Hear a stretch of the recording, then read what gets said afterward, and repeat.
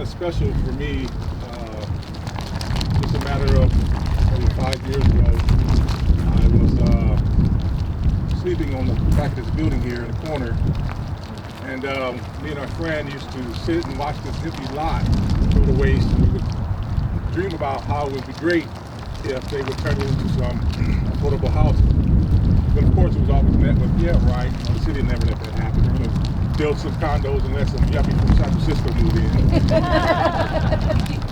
So this is a true dream come true. And with the mayor, I had met the mayor at about that same time downtown at a park. I was having some lunch that I had got from the church down there. And the mayor came up with his entourage and his security staff. And I said, oh, I'm going to jail again. You know? But I met the mayor, and he said, well, you could ask me one thing that should be important. He was a candidate then. That would be important for Sacramento. What would you say it would be? I said, well, there's nowhere for the homeless to live. There's no affordable housing. And I thought he was going to give me this great speech and, you know, these great words to go by. And he said, let's make it happen. And I thought that was the greatest thing. And I walked off and I said, did he just say that? You know, I wonder if he's serious. And obviously today it shows that he was serious. And I wanted to thank him personally for that. Hope Cooperative has done so much for my life, helped turn my life around from being unhoused and having mental health issues, that they structured their help around supporting me for a better life, and not only in quality but in quantity, with helping me with the services with my mental health, with my regular health. I've been in there for things that, you know, as much as a cold, with therapy. But the most amazing thing they provided was housing, which I didn't believe that they were going to provide when I first started off. And the PSC worker told me, oh, we're going to find you a place. I said, yeah, right, they don't do that. California. She goes, no, we really are. And I said, okay, you know, I almost quit. I was like, no, I'll just go and do my time and, you know, let that be that, you know. And she said, no, just don't give up. Give us a little time and we're going to help you. So I said, well, why not? I have nothing else to do. And over time, when I finally was released from the county jail, she was there to pick me up to my surprise. I was like, whoa, what are you doing here? And she said, we're taking you to a place to stay. And I was literally released with just a paper suit. And she was appalled by it. She was just like, no way. And I just didn't think anything of it because it's the way things go. And she took me directly to a clothing store and bought me some clothes.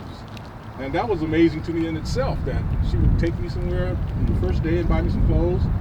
And then she took me to this house, room and board house, and got me a room. And I'm looking at her like, something's up here. This can't be going this way so soon. She continued to work with me throughout the year that she stayed with Hope Cooperative.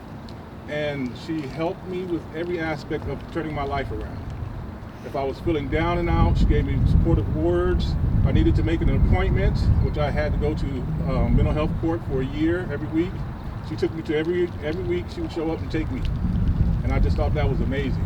We talk about some things about life, and she taught me a lot about mental health and the symptoms and how you can help relieve some of the symptoms. And we just talked so much I just didn't understand what was going on until she finally came one day and said, well, I got a surprise for you. We have an apartment for you. And I almost passed out. I hadn't lived in an apartment in almost 20 years. And she said, I said, whose apartment? She goes, it's yours. I said, mine? She goes, yes, it's your apartment for you to live in.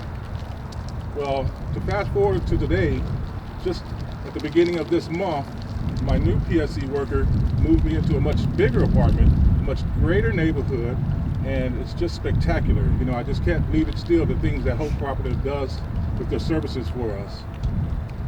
I can't believe that from 5 years ago, I was sleeping behind this building to being in front of you, being on the board of Hope Cooperative, and having a chance to thank you all for your input and for your involvement in the projects that are going on. Like this project that I was able to help come to fruition being on the board. I just hope that you guys will all continue supporting Hope Cooperative and Accelerate, and have a good day. Thank you for coming.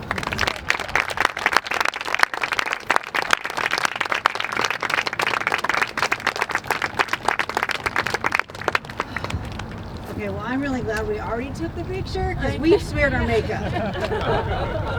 Thank you so much, Stephen, for sharing your story. I didn't know.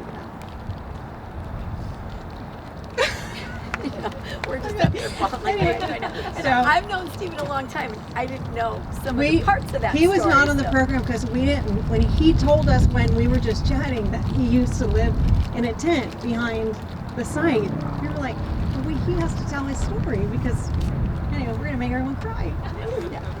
So anyway, thank you all for coming. And I think with that closing, I just want to say it's important to remember that the problem with homelessness is a people problem. And we need buildings to solve it and we need resources. But at the end of the day, it's the people that matter.